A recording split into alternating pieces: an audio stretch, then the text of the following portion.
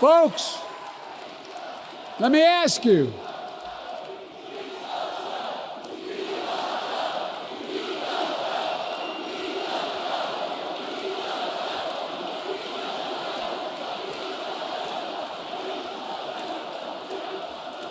Let me ask you, are you ready to vote for freedom?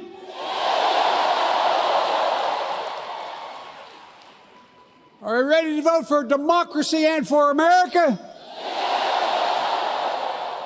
Let me ask you, are you ready to elect Kamala Harris and Tim Walz, President and Vice President of the United States?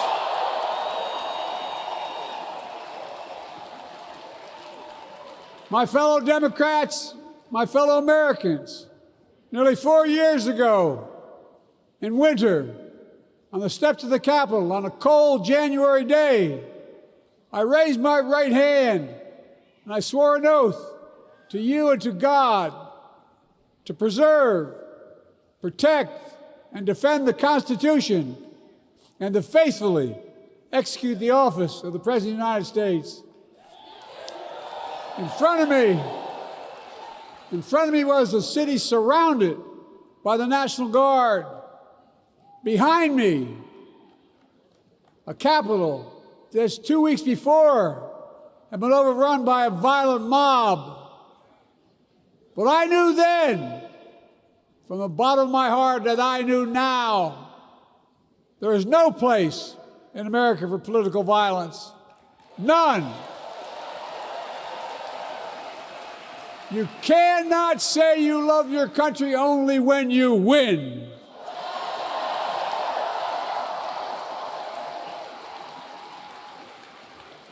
In that moment, I wasn't looking to the past. I was looking to the future. I spoke of the work at hand, the moment we had to meet. It was, as I told you then, a winter of peril and possibility. Of peril and possibility. We're in the grip of a once-in-a-century pandemic, historic joblessness, a call for racial justice long overdue, clear and present threats to our very democracy. Thank you.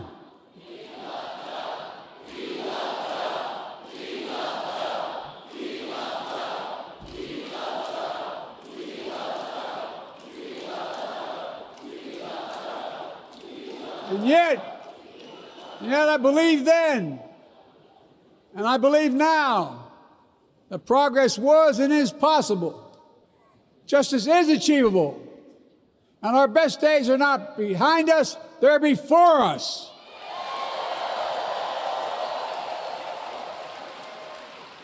Now it's summer. The winter has passed. And with a grateful heart, I stand before you now on this August night to report that democracy has prevailed. Democracy has delivered. And now democracy must be preserved.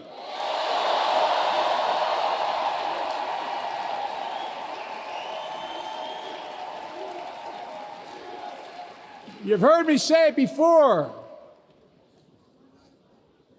We're facing an inflection point, one of those rare moments in history when the decisions we make now will determine the fate of our nation and the world for decades to come. That's not hyperbole, I mean it literally.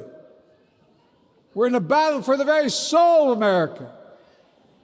I ran for president in 2020 because of what I saw in Charlottesville in August of 2017.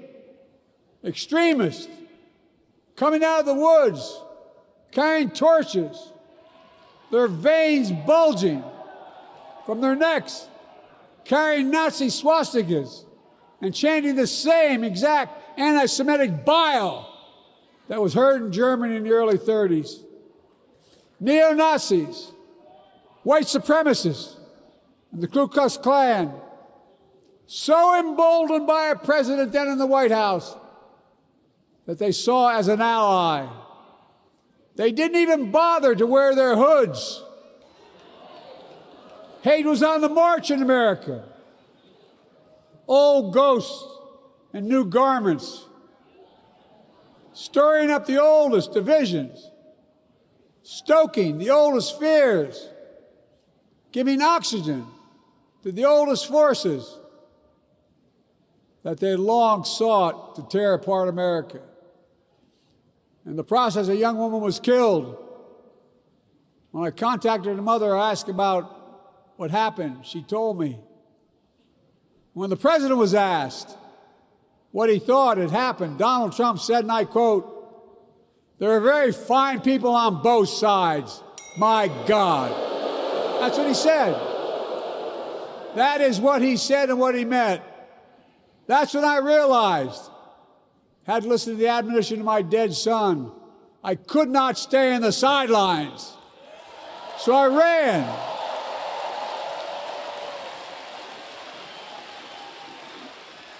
Because I had no intention of running again. I just lost part of my soul. But I ran with a deep conviction. In America, I know and believe in an America where honesty, dignity, decency still matter. An America where everyone has a fair shot and hate has no safe harbor.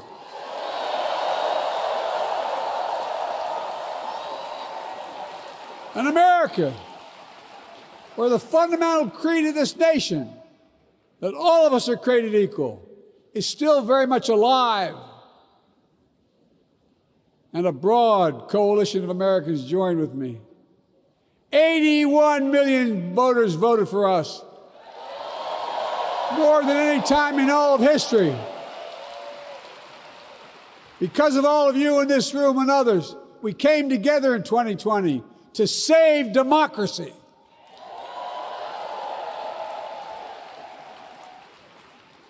As your president, I've been determined to keep America moving forward, not going back, to stand against hate and violence in all its forms, to be a nation where we not only live with but thrive on diversity, demonizing no one, leaving no one behind, and becoming the nation that we profess to be. I also ran to rebuild the backbone of America, the middle class.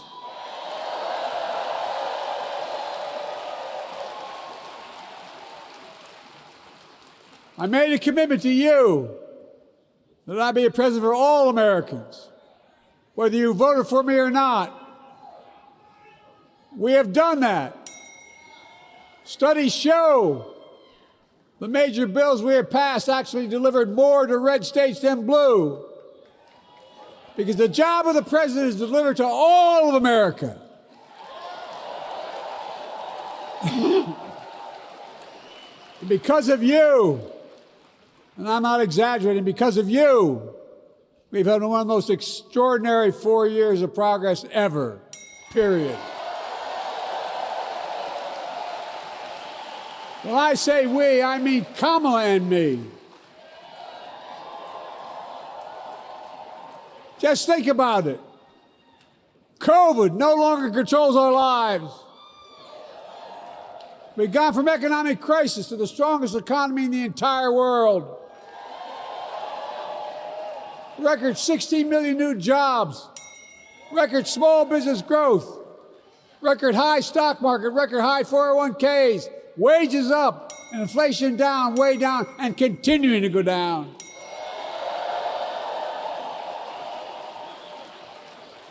The smallest racial wealth gap in 20 years. And yes, we both know we have more to do, but we're moving in the right direction. More Americans have peace of mind that comes from having health insurance. More Americans have health insurance today than ever before in American history.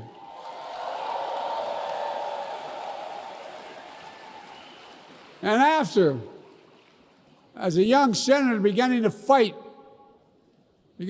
for 50 years to give Medicare the power to negotiate lower prescription drug prices, we finally beat Big Pharma.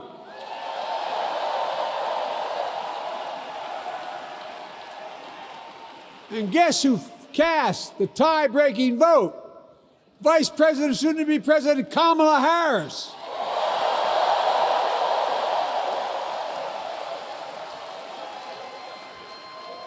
And now it's the law of the land. Instead of paying $400 a month for insulin, seniors with diabetes will pay $35 a month. The law we passed already includes, starting in January, every senior's total prescription costs can be capped at $2,000 no matter how expensive the drugs they have. And what we don't focus on, and our Republican friends don't seem to understand, our reforms don't just save seniors money, they save the American taxpayers money. You know what we just passed saves? It saved $160 billion over the next decade. That's not hyperbole. It's because Medicare no longer has to pay those exorbitant prices to the big pharma. But look, well, thank you, Kamala, too. Look, folks, how can we have the strongest economy in the world without the best infrastructure in the world? Donald Trump promised Infrastructure Week every week for 4 years, and he never built a damn thing.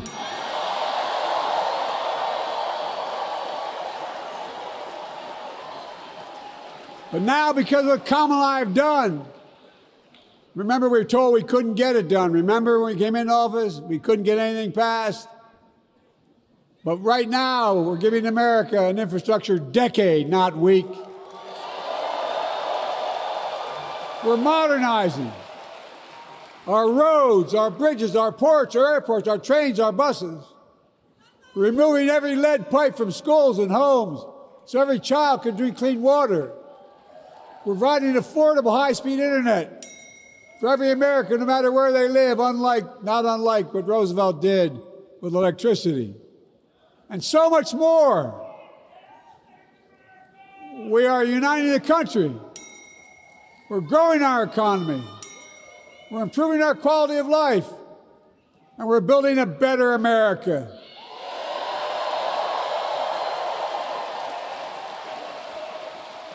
Because that's who we are. How can we be the strongest nation in the world without leading the world in science and technology? After years of importing 90% of our semiconductor chips from abroad, which America invented those chips, our Chips and Science Act meant that private companies from around the world are now investing literally tens of billions of dollars to build new chip factories right here in America.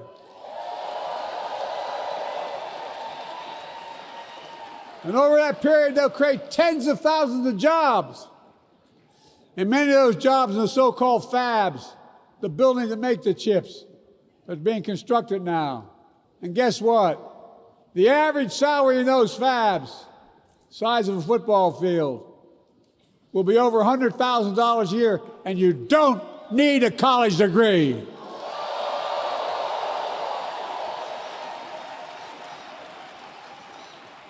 Because of you and so many electeds out there, American manufacturing is back. Where the hell to say we wouldn't lead the world in manufacturing? 800,000 new manufacturing jobs.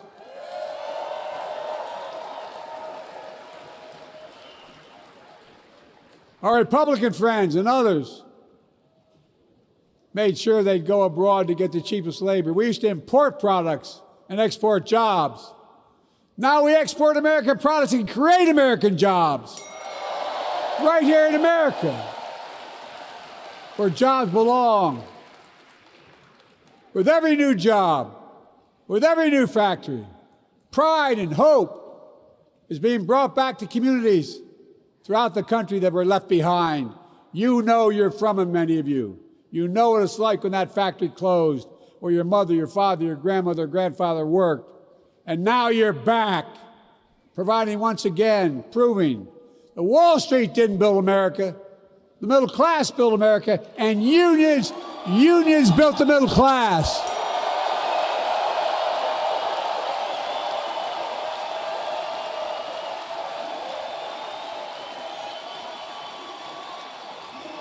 It's been my view since I came to the Senate. That's why I'm proud to have been the first president to walk a picket line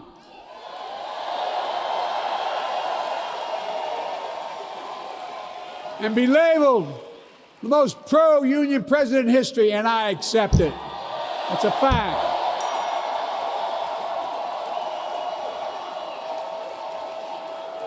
Because when unions do well, we all do well.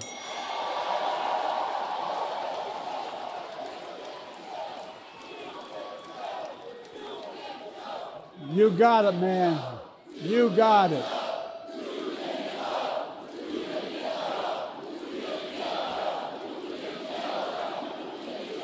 I agree. I'm proud. Look, remember we told we couldn't get anything done because we couldn't get anything done in the Congress?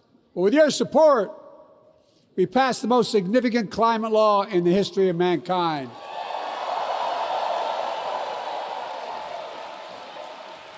Over $370 billion. Cutting carbon emissions in half by 2030. Launching a climate corps, similar to AmeriCorps and Peace Corps, creating tens of thousands of jobs for young people of the future who are going to make sure this continues. Creating hundreds of thousands of jobs in clean energy for American workers, including the IBEW installing 500,000 charging stations all across America. And in the process, reducing carbon emissions. And we're seeing it. We're seeing to it that the first beneficiaries of environmental initiatives are those fence-line communities that have been smothered by the legacy of pollution. In Louisiana and Delaware, Route 9, all the factories, all those chemical factories are right next to the poorest neighborhoods. They're the ones we're going to bring back.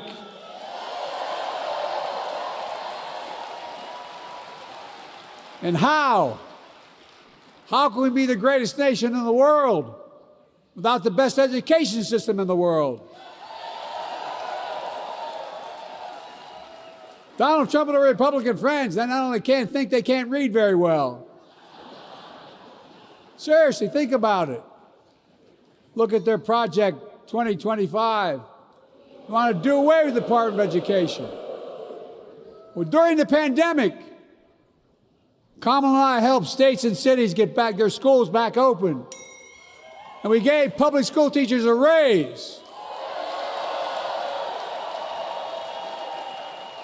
We created apprenticeships with businesses and communities, putting students on a path to a good paying job, whether or not they go to college. And by the way, we're making college a hell of a lot more affordable. Increasing Pell Grants by $900. Over $15 billion to HBCUs. Minority service engine, including Hispanic institutions and tribal colleges. We kept our commitment to provide more student relief than ever by lifting the burden of helping millions of families so they could get married, start a family, buy a home, and begin to build family wealth and contribute to the community and grow our economy. It's not costing us, it's creating more wealth. We fundamentally transformed how our economy grows, from the middle out and the bottom up instead of the top down. You know, my dad used to say there wasn't a whole hell of a lot to drop down on my kitchen table at the end of the month. I come from a basic middle-class family, 3-bedroom house, 4 kids, a grandpop living with us, decent neighborhood, but never a penny to spare. And look, that top-down notion never worked. A lot of Democrats didn't think it worked, thought it worked, but it doesn't. And when we did all that, what we've done, everybody can do well. Everybody.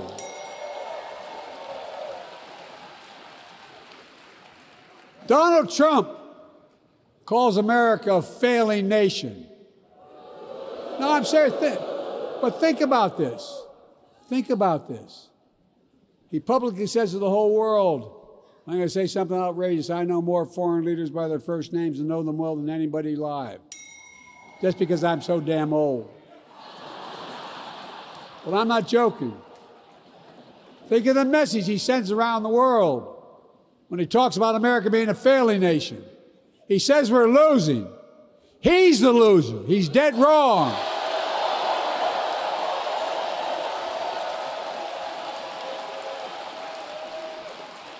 Many of you are very successful people who travel the world. Name me a country in the world that doesn't think we're the leading nation in the world. Without America, not a joke, think about it. I'm being literal. Who could lead the world other than the United States of America? Well, guess what? America's winning, and the world's better off for it. America's more prosperous, and Americans are safer today than under Donald Trump.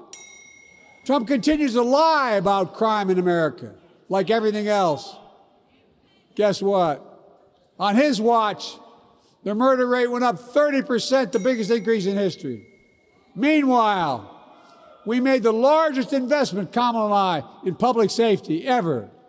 Now, the murder rate is falling faster than any time in history. Violent crime has dropped to the lowest level in more than 50 years. And crime will keep coming down when we put a prosecutor in the Oval Office instead of a convicted felon.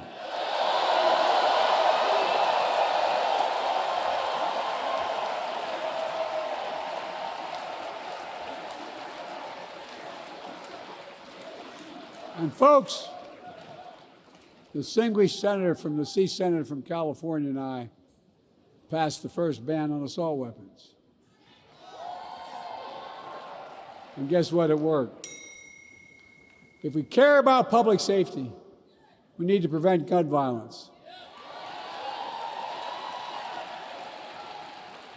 And what makes me ashamed when I travel the world, which I do, more children in America are killed by a gunshot than any other cause in the United States. More die from a bullet than cancer, accidents, or anything else in the United States of America. My God. That's why Kamala and I are proud. We beat the NRA when we passed the first major bipartisan gun safety law in 30 years.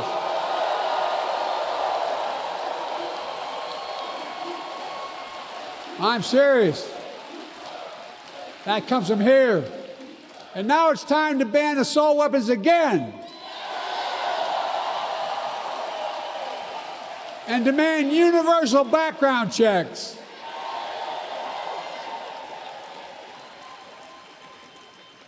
It's hard. I never thought I'd stand before a crowd of Democrats and refer to a president as a liar so many times. No, I'm not trying to be funny. It's sad. Trump continues to lie about the border. Here's what he won't tell you. Trump killed the strongest bipartisan border deal in the history of the United States that we negotiated with the Senate Republicans. It took 4 weeks. Once it passed, and never acknowledged the most expansive border change in American history. He called senators to say, don't support the bipartisan bill, because he said it would help me politically and hurt him politically. My God. No, I'm serious. Think about it. Not a joke. Ask even the press who doesn't like me. They'll tell you that's true. Typically Trump, once again, putting himself first and America last. Then I had to take executive action. The result of the executive action I took, border encounters have dropped over 50%. In fact, there are fewer border crossings today than when Donald Trump left office. And unlike Trump, we will not demonize immigrants, saying they're the poison of blood of America. Poison the blood of our country. Kamala and I are committed to strengthening legal immigration, including protecting dreamers and more.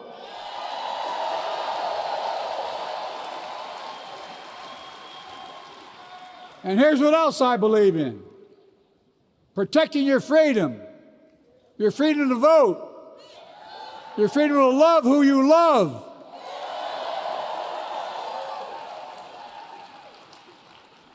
and your freedom to choose. In its decision overturning Roe v. Wade, as you heard earlier tonight, the United States Supreme Court majority wrote the following, quote, "Women are not without electoral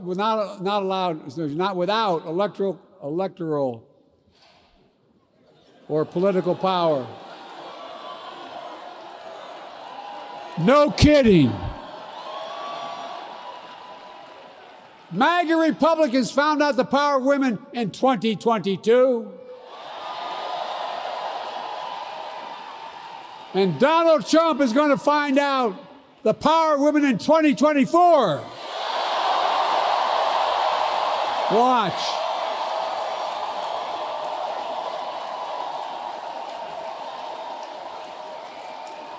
And where Trump and his mega Republican right-wingers seek to erase history, we Democrats continue to write history and make more history. I'm proud to have kept my commitment to appoint the first black woman in the United States Supreme Court.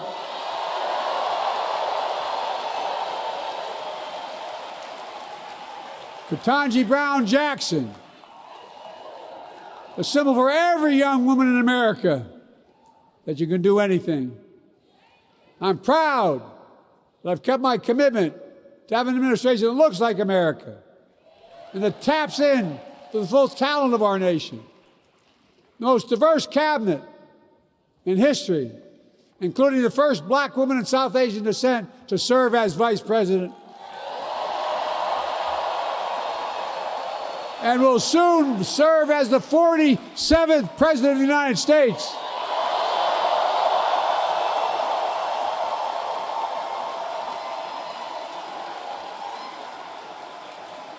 She is good. Look. Thank you, Kamala.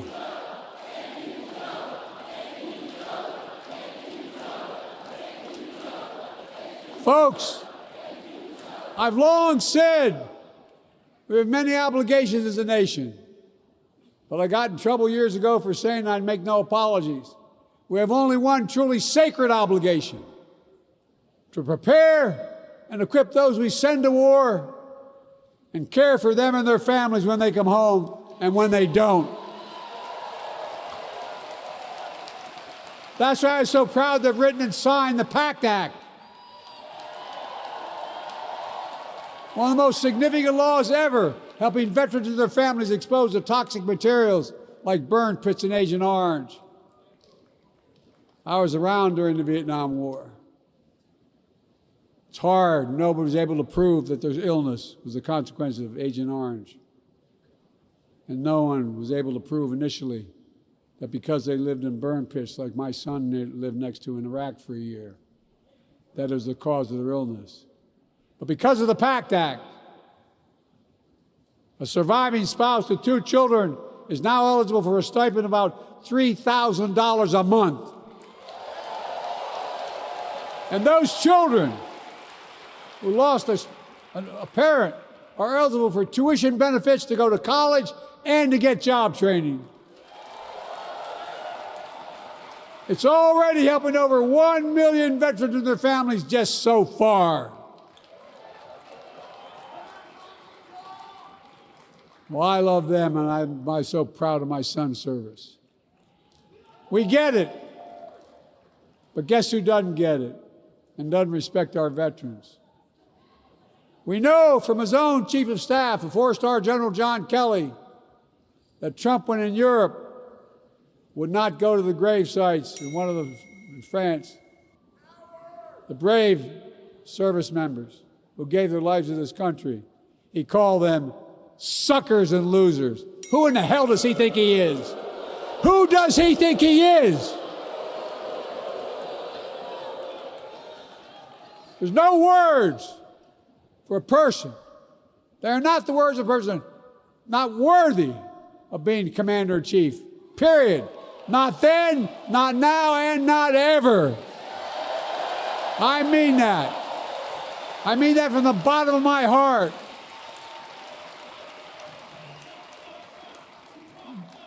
Just as no commander-in-chief should ever bow down to a dictator, the way Trump bows down to Putin.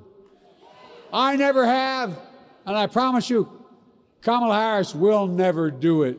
Will never bow down. When Trump left office, Europe and NATO was in tatters. Not a joke. America First doctrine changed our whole image in the world. Well, they gave the hours, about 190 hours sum total, me and my counterparts or heads of state in Europe, to strengthen NATO. We did. We united Europe like it hadn't been united for years, adding Finland and Sweden to NATO. 10 days before he died, Henry Kissinger called and said, not since Napoleon has Europe not looked over their shoulder at Russia with dread, until now. Until now. Well, guess what? Putin thought he'd take Kyiv in 3 days. 3 years later, Ukraine is still free.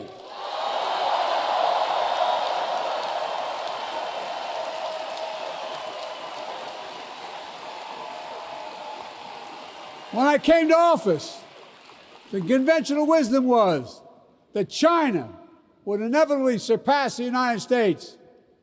They haven't noticed. No one's saying that now.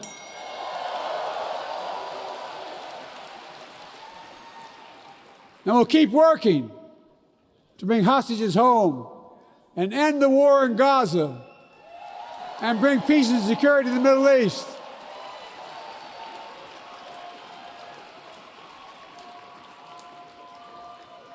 As you know, I wrote a peace treaty for Gaza. A few days ago, I put forward a proposal that brought us closer to doing that than we've done since October 7th. We're working around the clock, my Secretary of State, to prevent a wider war and reunite hostages with their families and surge humanitarian health and food assistance into Gaza now. To end the civilian suffering of the Palestinian people, and finally deliver a ceasefire and end this war.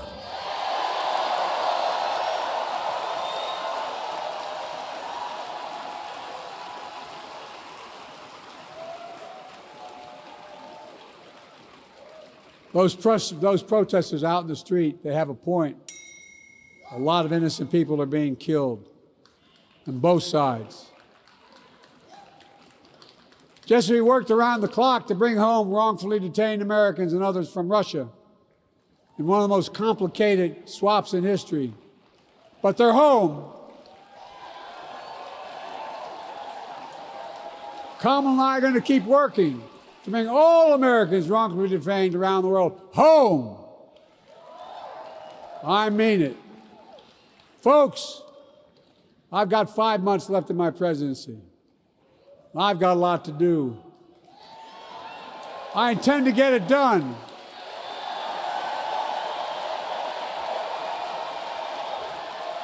It's been the honor of my lifetime to serve as your president. I love the job, but I love my country more. I love my country more. And all this talk about how I'm angry at all those people who said I should step down, that's not true.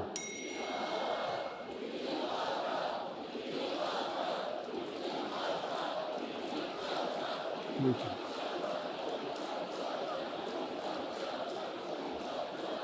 I love my country more, and we need to preserve our democracy. In 2024, we need you to vote. We need you to keep the Senate. We need you to win back the House of Representatives. And above all, we need you to beat Donald Trump.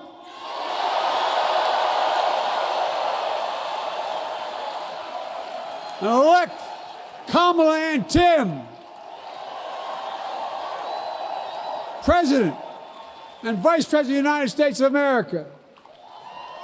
Look, they'll continue to lead America forward, creating more jobs, standing up for workers, growing the economy, lower the cost to American families so they just have a little more breathing room.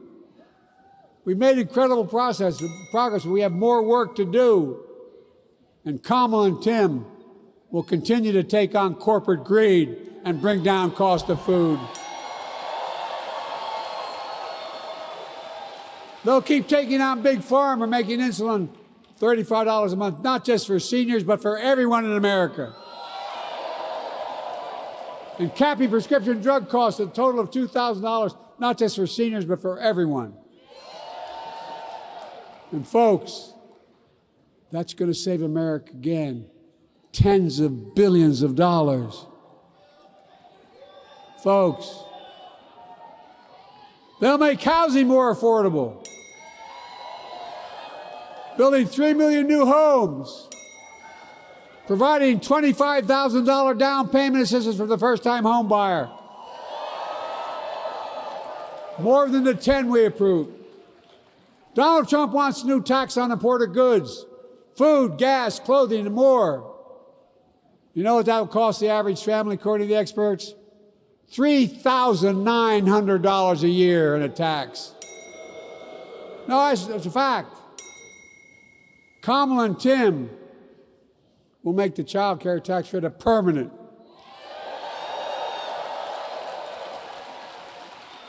Lifting millions of children out of poverty and helping millions of families get ahead. But you know what Trump has? He created the largest debt any president had in 4 years with his $2 trillion tax cut for the wealthy. Well, Trump has a new plan. He wants to provide a $5 billion tax cut for corporations and the very wealthy. Put us further in debt. And folks, you know we have 1,000 billionaires in America. You know what their average tax rate they pay? 8.2%. If we just increased our taxes we proposed to 25%, which isn't the highest tax rate even, it would raise $500 billion new dollars over 10 years. They'd still be very wealthy. Look, Kamala and Tim are going to make them pay their fair share. They'll protect Social Security and Medicare. Trump wants to cut Social Security and Medicare. Kamala and Tim will protect your freedom. They'll protect your your right to vote. They'll protect your civil rights. And you know Trump will do everything to ban abortion nationwide. Oh, he will. You know, Kamala and Tim will do everything they possibly can. That's why you have to elect a Senate and House to restore Roe v. Wade.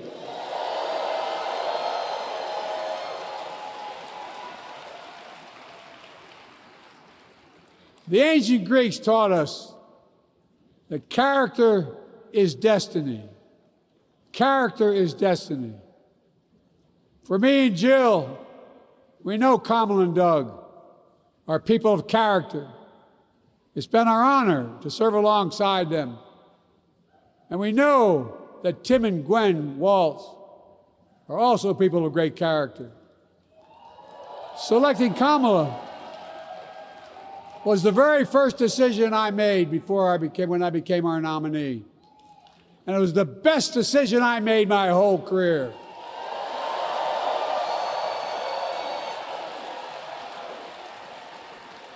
We've not only gotten to know each other, we've become close friends.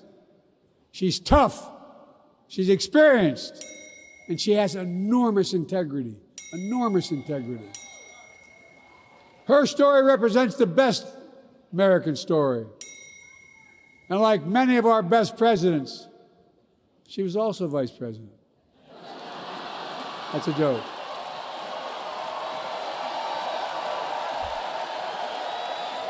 But she'll be a president our children can look up to. She'll be a president respected by world leaders because she already is. She'll be a president we can all be proud of. And she will be a historic president who puts her stamp on America's future.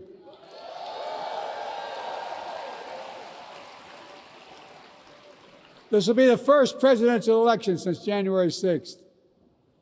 On that day, we almost lost everything about who we are as a country. And that threat, this is not hyperbole, that threat is still very much alive. Donald Trump says he will refuse to accept the election result if he loses again. Think about that. He means it. Think about that. He's promising a bloodbath if he loses, in his words. And that he'll be a dictator on day one, in his own words. By the way, this sucker means it. No, I'm not joking. Think about it.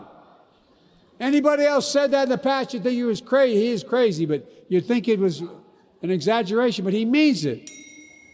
We can't let that happen. Folks, all of us carry a special obligation. Independents, Republicans, Democrats. We saved democracy in 2020, and now we must save it again in 2024.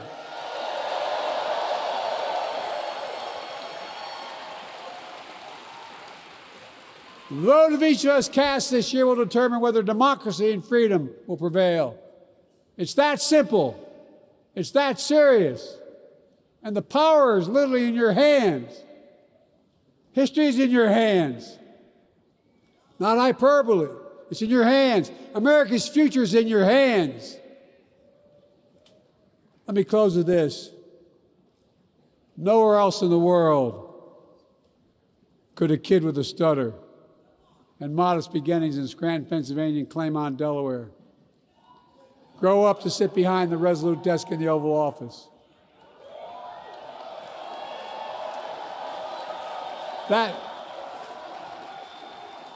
That's because America is and always has been a nation of possibilities. Possibilities. We must never lose that. Never.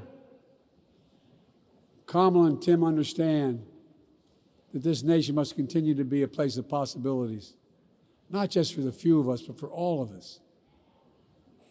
But join me in promising your whole heart to this effort, and where my heart will be. I promise I'll be the best volunteer Harrison Waltz has Cam ever seen.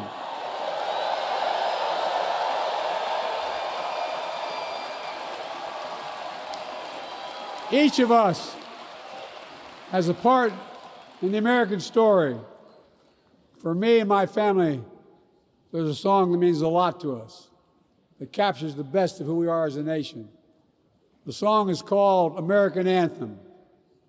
There's one verse that stands out, and I can't sing worth a damn, so I'm not going to try. I'll just quote it. The work and prayers of centuries have brought us to this day. What shall our legacy be? What will our children say? Let me know in my heart when my days are through, America, America, I gave my best to you.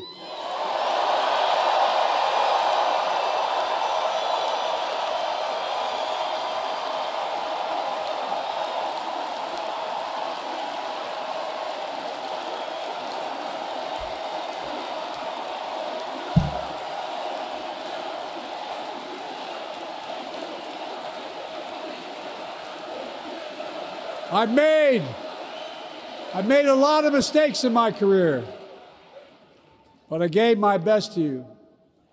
For 50 years, like many of you, I've given my heart and soul to our nation.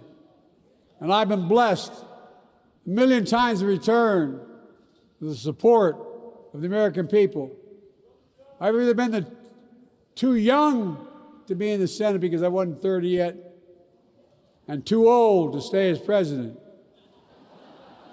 But I hope you know how grateful I am to all of you.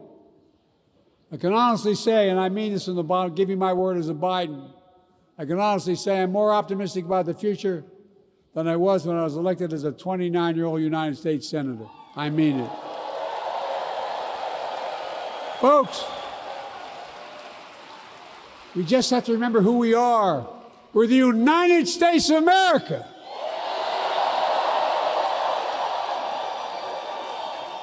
And there's nothing we cannot do when we do it together. God bless you all, and may God protect our troops. Thank you.